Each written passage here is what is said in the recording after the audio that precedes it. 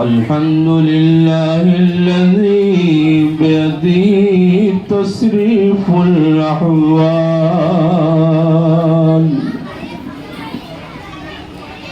وتخفيف الأثقال،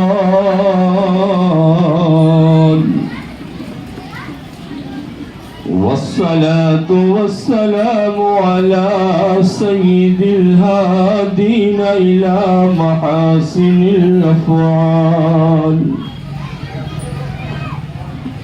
وعلى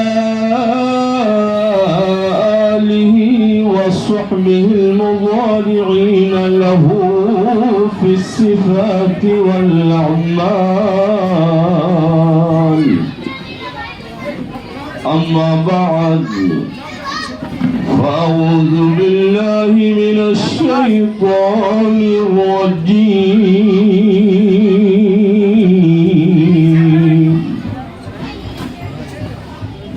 بسم الله الرحمن الرحيم.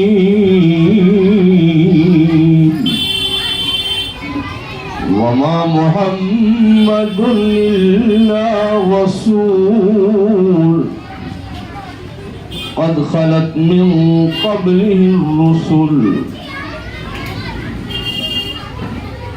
صدق الله العظيم وصدق رسوله النبي الأمين الكريم، ونحن على ذلك لمن الشاهدين والشاكرين، والحمد لله رب العالمين.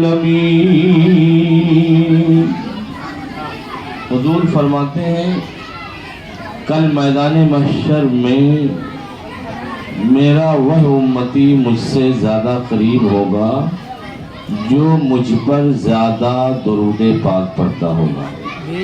بلند آواز سے طبیعت لگا کر درود پاک پڑھیں. اللہم صلی علی سیدنا حبیبنا و مولانا محمد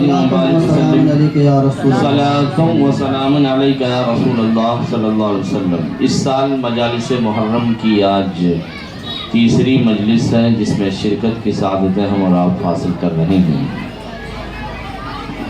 اپنی حسینیہ مسجد کے خطیب و امام حضرت علامہ محمد اشرف قادری صاحب قبلہ جلوہ بار ہیں. نائب امام صاحب علامہ محمد فیصل صاحب قبلہ بھی جلوہ بار ہیں.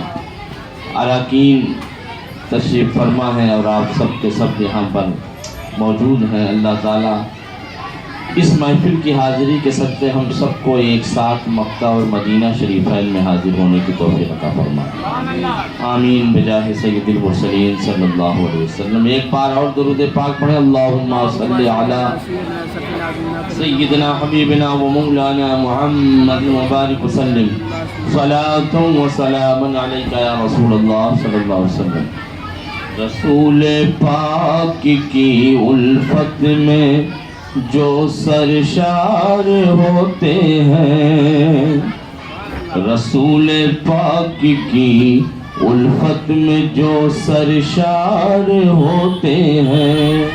میں ایک دو تین شعر نعت پڑھتا ہوں صرف اس لیے تاکہ آپ کا دل و دماغ میری طرف آ جائے، حضور کی طرف آ جائے اور باتیں سننے کے لیے آپ تیار ہو جائیں. کیونکہ بندہ مومن جب اللہ و رسول کی محفل میں بیٹھ جاتا ہے تو گویا وہ جنت میں بیٹھ جاتا ہے.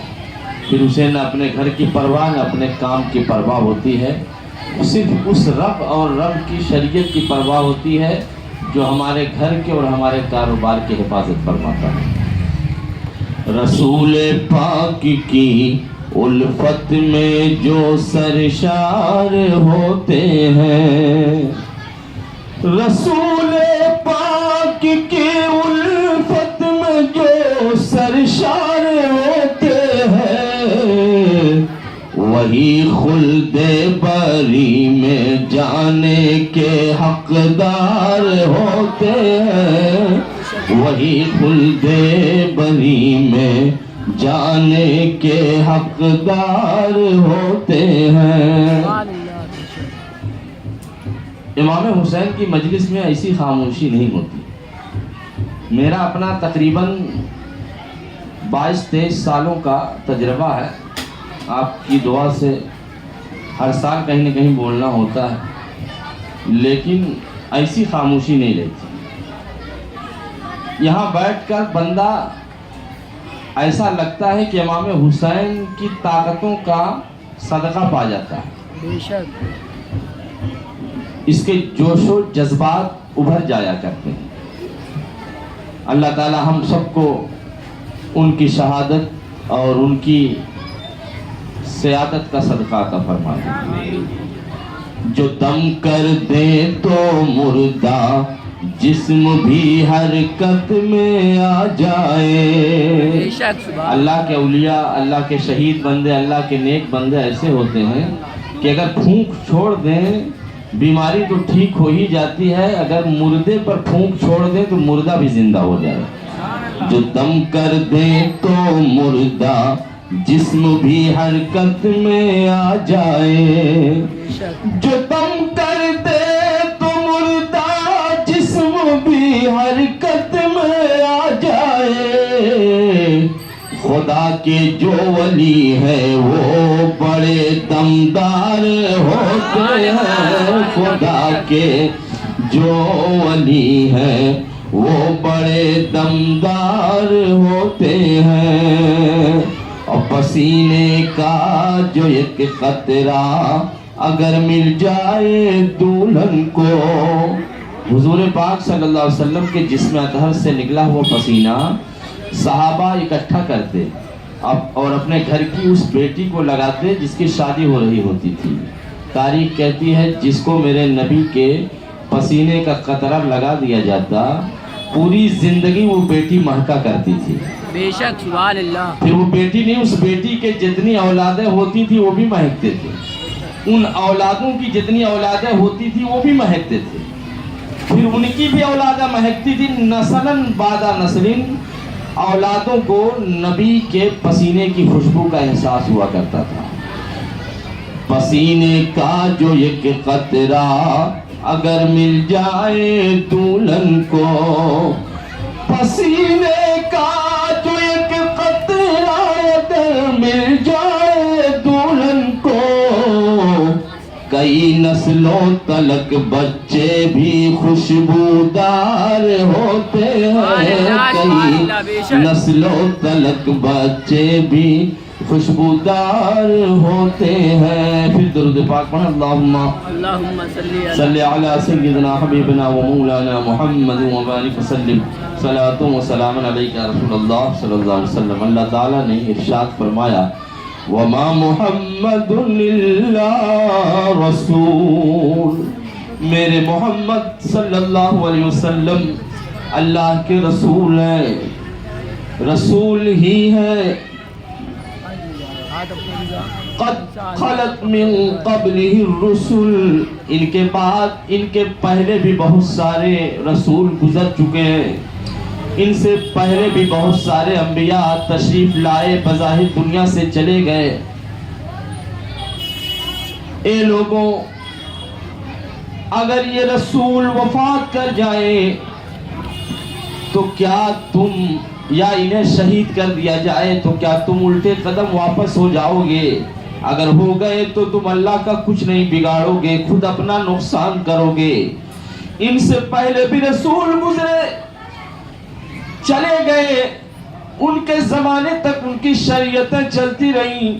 یہ میرے حبیب ہے، میں نے ان کو خاتم النبیین بنا کر بھیجا ہے، یہ تشریف لائے، اور اگر یہ شہید کر دیے گئے یا وصال فرما گئے تو یہ میرے بندوں، ان کے وفات کے بعد کیا تم الٹے قدم واپس ہو جاؤ گے؟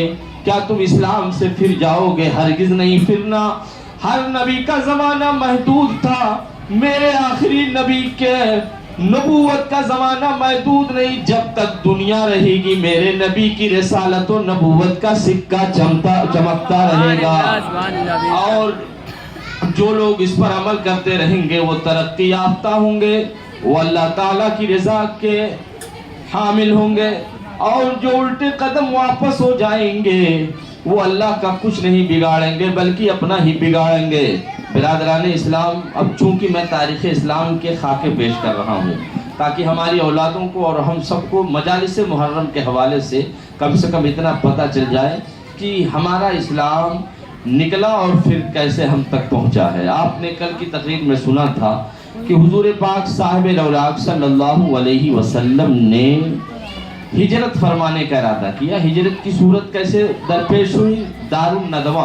ندوہ میں میٹنگ ہوئی، کفار و مشرکین اکٹھا ہوئے، اور ان تمام مشرکین و کفار میں ایک بزرگ آدمی کی شکل بنا کر ابلیس بھی آیا ہوا۔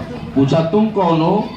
تو کفار و مشرکین سے اس نے جواب دیا تھا میں شیخ نجدی ہوں۔ شیخ نجدی کی اولادیں آج بھی ہیں، لیکن شیخ نجدی کا سر کاٹ کر رکھ دیا خنجر اعلیٰ حضرت پہ لاکھوں سلام۔ مشورہ ہوا کہ بانی اسلام کا جو پیغام عام ہوتا جا رہا ہے اس کے روکنے کی کیا صورت ہے، ان کے خاتمے کی کیا صورت ہے؟ تو کسی نے مشورہ دیا کہ انہیں قتل کر دیا جائے معاذ اللہ، یعنی ہمارے نبی صلی اللہ علیہ وسلم۔ تو اس ابلیس نے جو کہتا تھا کہ میں شیخ نجدی ہوں، کہ کہتا ہے کہ اگر انہیں قتل کر دو گے تو بنو ہاشم سے مقابلہ نہیں کر پاؤ گے، وہ اس کا بدلہ لیں گے، پھر مقابلہ نہیں کر پاؤ گے۔ کسی نے کہا انہیں کمرے میں قید کر دیا جائے، پھر انہیں باہر آنے کی مہلت نہ دی جائے۔ شیخ نجدی نے، ابلیس نے جواب دیا، مشورہ دیا کہ اگر انہیں قید کر لو گے، محصور کر دو گے، تو پھر بنو ہاشم انہیں چھڑا لیں گے، پھر وہ لڑیں گے، ان کا مقابلہ نہیں کر پاؤ گے۔ کسی نے مشورہ دیا انہیں کسی دوسرے ملک پہنچا دیا جائے تاکہ ہمارے مکہ، ہمارے عرب میں نہ آ پائیں۔ تو پھر اسی شیخ نجدی نے مشورہ دیا اگر کہیں اور وہ چلے گئے، وہاں پر اپنے دین کی تبلیغ کریں گے، مسلمانوں کی تعداد بڑھے گی، وہ وہاں سے آ کر حملہ آور ہو جائیں گے، ہم مار دیے جائیں گے، پھر ہم مقابلہ نہیں کر پائیں گے۔ پھر ابو جہل کھڑا ہوتا ہے اور کہتا ہے میری ایک رائے یہ ہے کہ محمد عربی صلی اللہ علیہ وسلم کو جبکہ وہ اپنے بستر پاک پر آرام فرما ہو، ہم میں سے ایک نہیں بلکہ ہر قبیلے کا ایک شخص جائے اور انہیں ان کے بستر پر قتل کرائے، چونکہ جب ایک قبیلے کا کوئی جائے گا تو پھر الزام صرف ایک قبیلے پر ہوگا، اور سارے قبیلوں میں سے ایک ایک کر کے جائیں گے تو الزام سارے قبیلوں پر آئے گا، پھر بنو ہاشم ہر قبیلے سے مقابلہ نہیں کر پائیں گے۔ جس طرح آج کل موب لنچنگ کا ماحول درپیش ہے، مار دو اکٹھا کر کے، اکٹھا ہو کر مار دو، پھر کس کس پر مقدمہ کریں گے؟ ایک ہوگا تو مقدمہ ہوگا، وہ پھنسایا جائے گا، جیل اور سلاخوں کے پیچھے چلا جائے گا، لیکن اگر اکٹھا ہو کر کے مارو گے تو پھر کس کس پر تاوان ماریں گے، کس کس پر مقدمہ کریں گے، کس کس پر الزام لگائیں گے؟ شیخ نجدی ابلیس جو وہاں بزرگ صورت میں آیا ہوا تھا، اس نے کہا شاباش ابو جہل، تم نے صحیح مشورہ دیا، ہر قبیلے کا ایک شخص جائے، ان کے بستر پر مارے، بنو ہاشم ہر قبیلے سے مقابلہ نہیں کر پائیں گے۔ یہ صورت لوگوں نے اس کی تائید کی، پھر آپ جانتے ہیں، اس پر میں ابھی تفصیل نہیں کروں گا، ہو سکتا ہے حضرت علی شیر خدا رضی اللہ عنہ کے واقعات بیان کروں تو ضمناً اس کو شامل کروں گا، وقت رہے گا تو، لیکن آج مجھے آپ کو ہجرت کے ہر سال کا کچھ گوشہ پیش کرنا ہے۔ نبی کائنات صلی اللہ علیہ وسلم اپنے بستر استراحت پر آج آرام نہیں فرماتے، علی شیر خدا کو حکم دیتے ہیں علی میرے بستر پر سو جاؤ،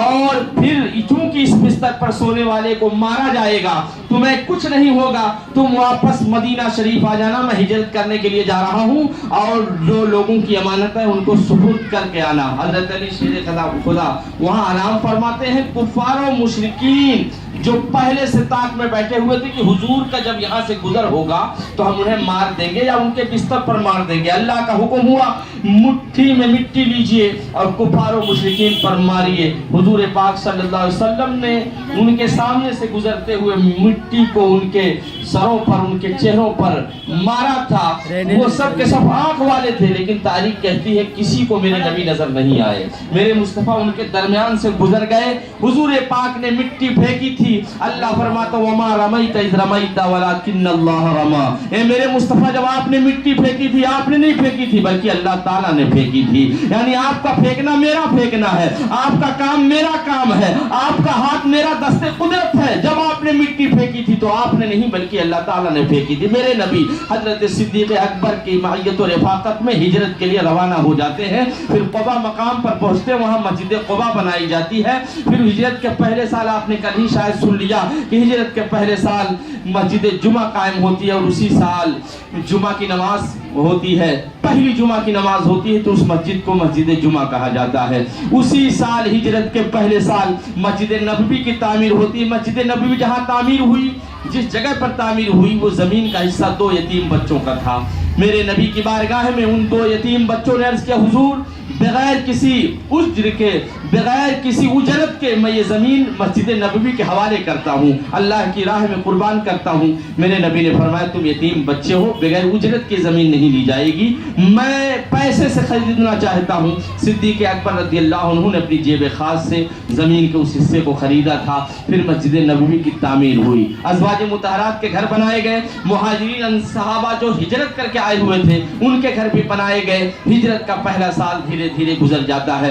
दूसरा साल आता है, आपने सुना कि जंगे बद्र वक़ू पजीर होती है। हिजरत के दूसरे साल हजरत फातिमा और हजरत अली की शादी होती है। हिजरत के दूसरे साल बहुत सारे उमूर दरपेश होते हैं और इस्लाम का काम आगे बढ़ता जा रहा है। हिजरत का तीसरा साल आया, जंगे उहुद वक़ू पजीर हुई और बहुत बड़े बड़े सरिये वक़ू पजीर हुए। हिजरत का चौथा साल आया, पांचवा साल आया, फिर हिजरत का छठा साल आया। क्योंकि इतना वक्त नहीं कि हिजरत के हर साल के वाक़यात आपके सामने पेश किए जाए, लेकिन खाका पेश कर दूं ताकि तरतीब समझ में आ जाए। नबी कायनात सल्लल्लाहु अलैहि वसल्लम की हिजरत का छठा साल आ चुका है। मक्का शरीफ से मेरे नबी ने हिजरत करके मदीना तशरीफ ला करके काबा की जुदाई का गम बर्दाश्त किया है। सहाबा ने उस गम को बर्दाश्त किया है। तड़पते थे कि काबा का दीदार हो जाए, तड़पते थे कि काबा का तवाफ करने का मौका मिल जाए। सहाबा भी तड़पते थे, मेरे मुस्तफ़ा भी चाहते थे। लेकिन सुलह हुदैबिया, क्योंकि हिजरत के छठे साल सुलह हुदैबिया भी वक़ूफ़ पज़ीर हुई और आप जानते हैं बैत रिज़वान भी हुआ, यानी दरख्त के नीचे हुजूर ने जब बैत ली थी कि मेरे हाथ में अपना हाथ दो, तो सहाबा किराम ने अपना हाथ मेरे मुस्तफ़ा के हाथ में दिया था। उसको अल्लाह ने फरमाया था, यदुल्लाहि फौका अयदीहिम, सहाबा के हाथों पर मेरे नबी का हाथ जो तुम देख रहे थे बज़ाहिर मेरे नबी का हाथ था, यदुल्लाहि फौका अयदीहिम, मगर हकीकत में मेरा हाथ सहाबा के हाथ में था, मेरे मुस्तफ़ा का हाथ अल्लाह का हाथ है। तो हिजरत के छठे साल सुलह हुदैबिया का मामला दरपेश होता है। जालिमों ने हुजूर को तवाफ की इजाज़त नहीं दी थी। हजरत उस्मान गनी रज़ियल्लाहु अन्हु को हुजूर ने सफ़ीर बना करके भेजा था और फरमाया था, ये उस्मान जाओ, मैं हुदैबिया के मकाम पर सहाबा के साथ 1500 सहाबा के साथ मौजूद हूँ, अगर कुफ़ार और मुशरिकीन इजाज़त देंगे तो मैं काबा का तवाफ कर लूँगा।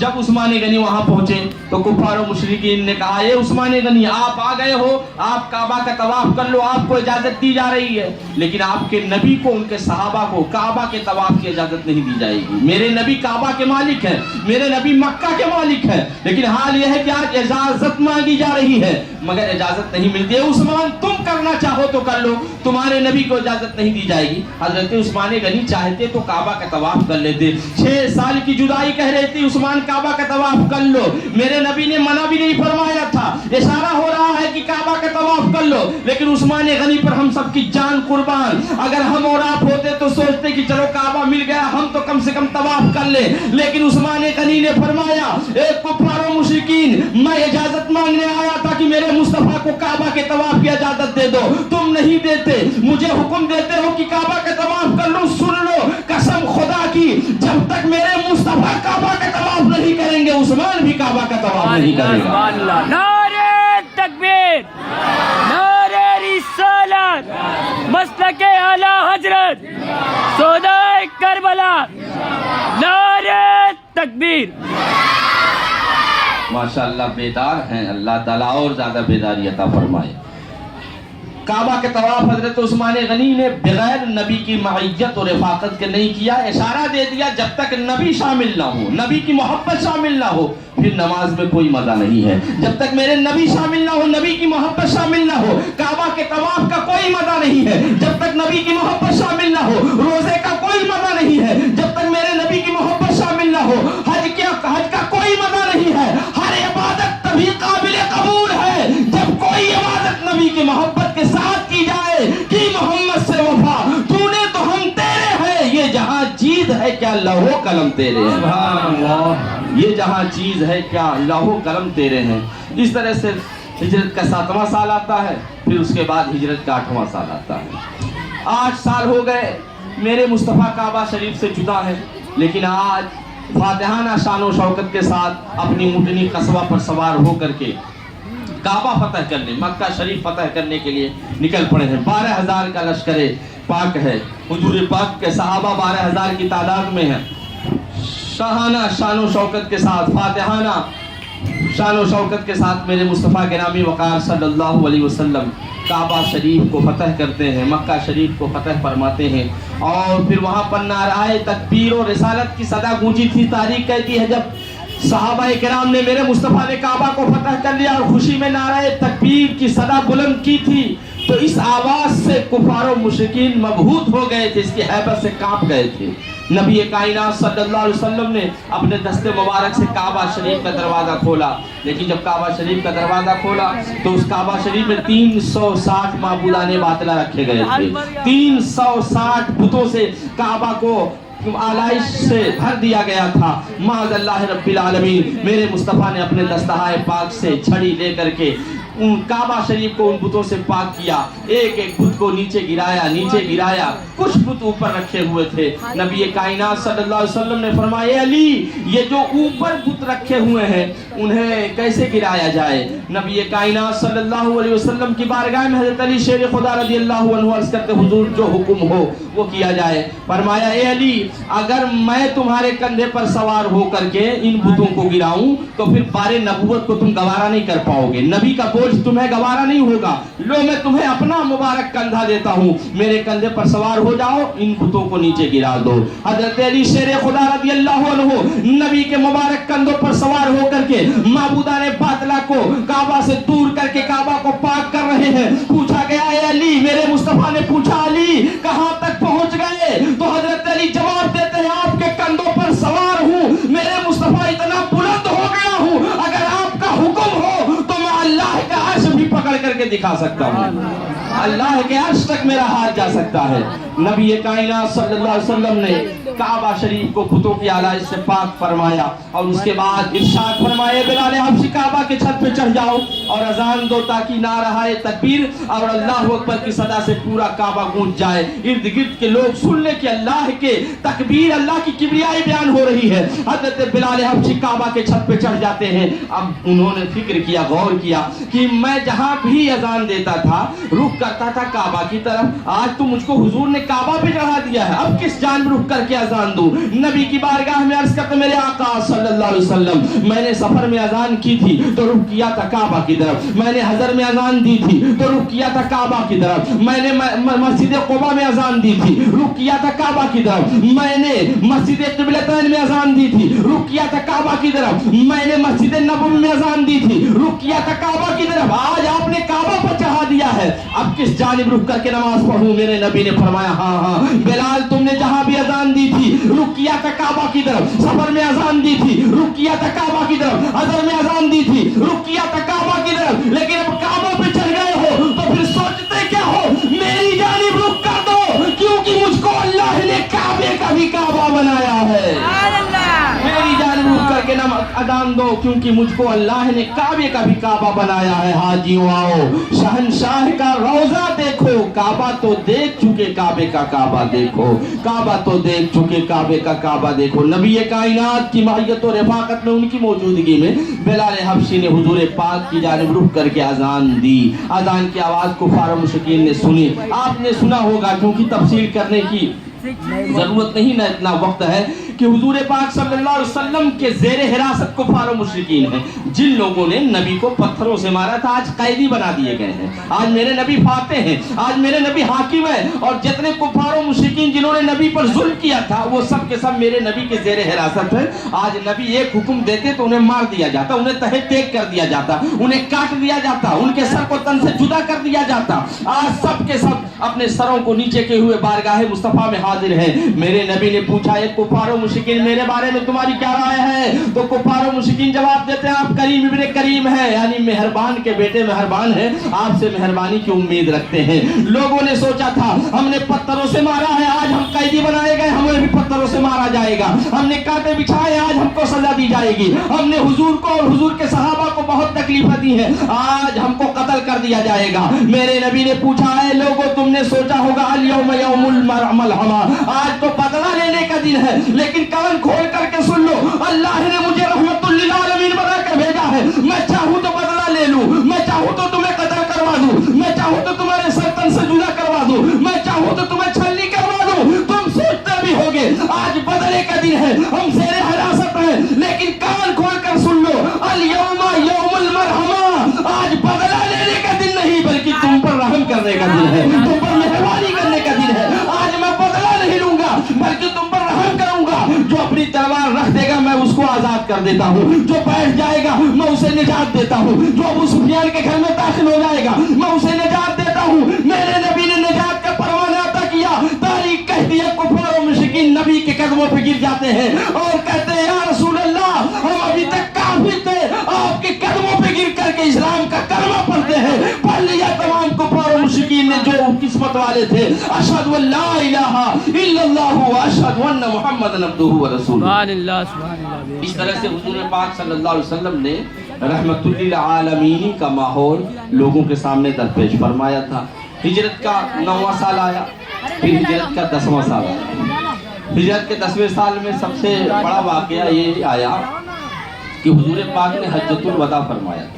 हज्जतुल वदा आपको मालूम होगा, यानी हुजूर ने अपनी जिंदगी का आखिरी हज अदा फरमाया। ऐलान फरमाया कि मेरे सहाबा ऐलान कर दो मैं अपनी जिंदगी का आखिरी हज अदा करने के लिए जा रहा हूँ, सब मेरे साथ हो जाए। तारीख कहती है 1,12,000 या 1,24,000 सहाबा किराम हुजूर की रफाकत में हुजूर कस्बा ऊँटनी पर सवार होकर मक्का शरीफ की जानिब रवाना हो गए। चूंकि सहाबा ने यह सुन लिया था कि हुजूर का आखिरी हज है, तो परेशान हो गए कि साथ फिर मिलेगा या नहीं मिलेगा। चलो आज हुजूर की रफाकत में हज की दौलत हासिल कर लेते हैं। 1 लाख सवा लाख सहाबा किराम का जम्मे गफीर है, काबा की जानिब रवाना हो गया। बगैर किसी तफसील के अर्ज करूं, हुजूर ने काबा शरीफ को जब देखा, पहली नजर हुजूर की काबा शरीफ पर पड़ी, तो काबा देखकर हुजूर ने फरमाया, अर्ज किया अल्लाह की बारगाह में, अल्लाहुम्मा अंतस सलाम व मिनकस सलाम व इलैका सलाम हय्यिना रब्बना बिस सलाम अल्लाहुम्मा जिद हाज़ल बैत तशरीफों व तकरीमों व ताज़ीमों व महाबा व जिद मन हज्जहु व अतमरहु तशरीफों व तकरीमों व महाबा। ए अल्लाह तू सलामती वाला है, तेरी तरफ से सलामती है, हमें जब तक जिंदा रख, सलामती के साथ जिंदा रख। फिर अल्लाह के नबी ने काबा के लिए दुआ की, अल्लाहुम्मा जिद हाज़ल बैत तशरीफों व तकरीमों व ताज़ीमों व महाबा। ए अल्लाह ये काबा शरीफ है, इसकी इज्जत को पूरी दुनिया में दोबारा कर दे, इसकी अजमत को पूरी दुनिया में बढ़ा दे, इसकी हैबत को पूरी दुनिया में बढ़ा दे। आज हम काबा को जो इज्जत देते हैं, काबा की अजमत जो हमारे दिल में बैठी हुई है, ये मेरे नबी की दुआ की बदौलत है, ये मेरे नबी की दुआ का सदका है। फिर नबी ये कायनात ने सिर्फ काबा की इज्जत की दुआ नहीं की थी, बल्कि जो काबा का दीदार करने जाते हैं, जो हज करने जाते हैं, जो उमरा करने जाते हैं, उनके लिए भी मेरे नबी ने दुआ की थी, अल्लाहुम्मा जिद मन हज्जहु व अतमरहु तशरीफो ताज़ीमो व महाबा। ए अल्लाह जो काबा का हज कर ले, जो काबा का उमरा कर ले, जो इसका तवाफ कर ले, पूरी दुनिया में उसकी भी इज्जत को बढ़ा दे, उसकी भी हैबत को बढ़ा दे। आज दुनिया वाले 40 सालों से नमाज पढ़ते हो, लेकिन उसको कोई नमाजी भाई नहीं कहता है, कोई 50 सालों से ज़कात देता हो, कोई ज़कात देने वाला कहकर उसको नहीं पुकारता है, लेकिन कोई एक बार अगर हज कर ले तो पूरी जिंदगी उसको हाजी साहब कहा जाता है। ये इज्जत हाजियों को, ये इज्जत उमरा करने वालों को जो मिली है, मेरे नबी की दुआ का सदका है, मेरे नबी की दुआ। माशाअल्लाह माशाअल्लाह। स्टेज से जब आवाज़ आती है तो समझ में आता है कि बोलना अच्छा है।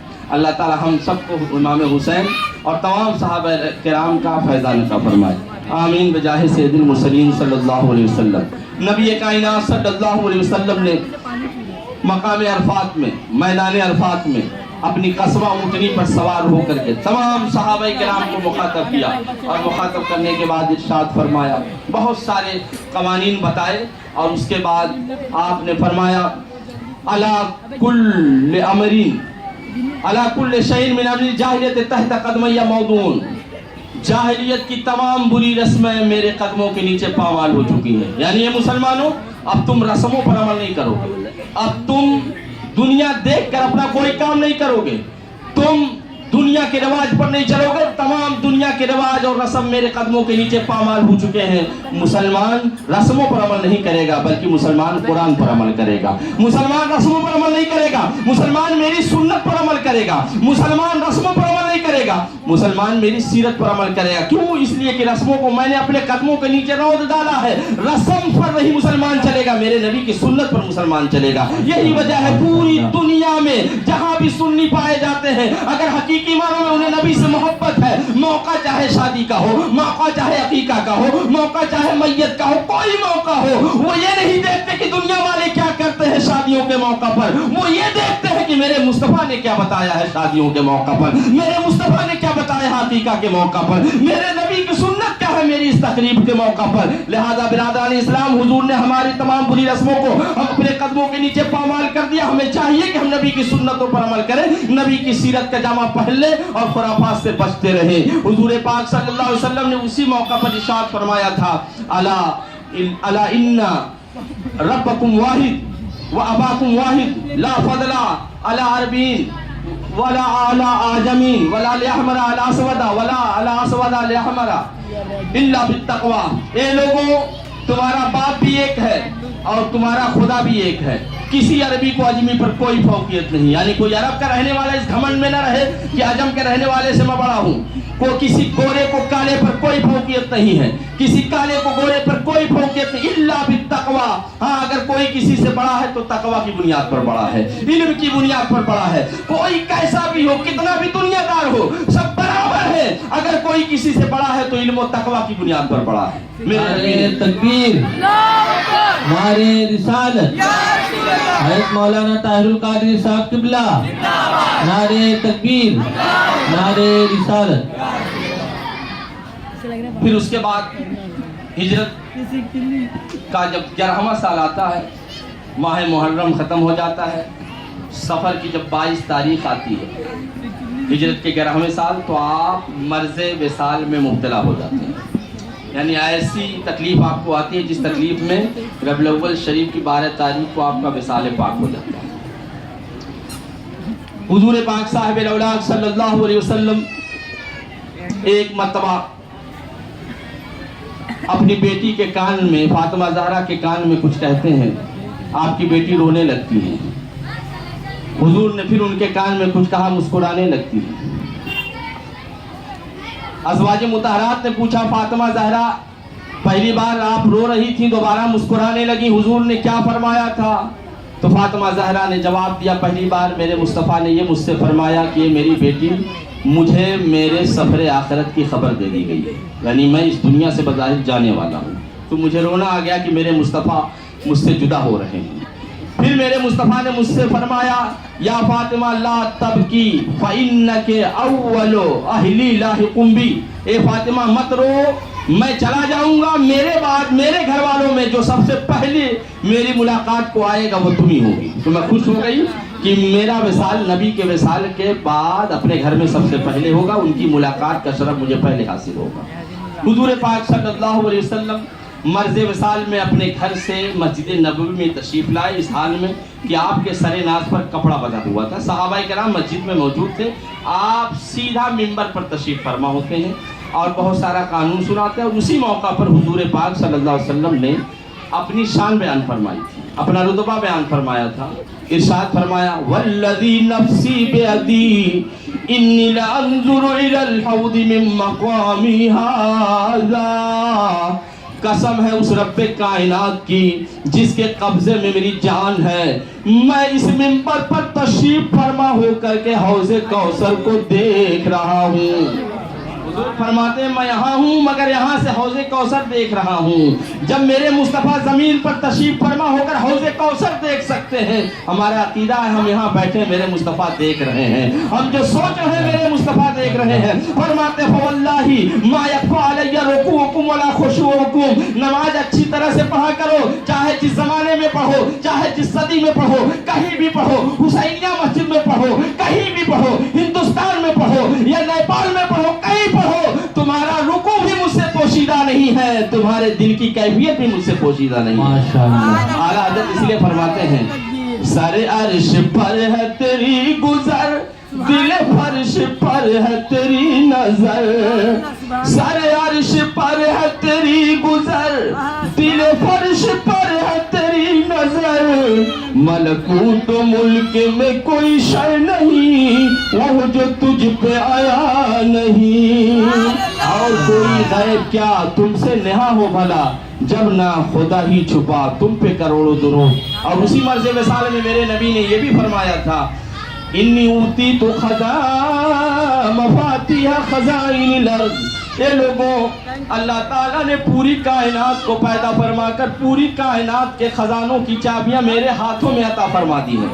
सुभान अल्लाह। ये सुन्नी मुसलमानों की शान है, जब नबी की शान सुनता है मचल जाया करता है। जिब्राइल मेरी बारगाह में आए, मुझको चाबियां अता की, मैंने पूछा ये जिब्रील ये क्या है, तो जिब्रील जवाब देते या रसूल अल्लाह पूरी कायनात का मालिक अल्लाह ने आपको बनाया है और सारे खजानों की चाबियां आपको अता फरमा दी हैं। अब किसी को दौलत चाहिए अल्लाह ही देगा, लेकिन दरे दौलत आपके दरे दौलत से मिलेगी।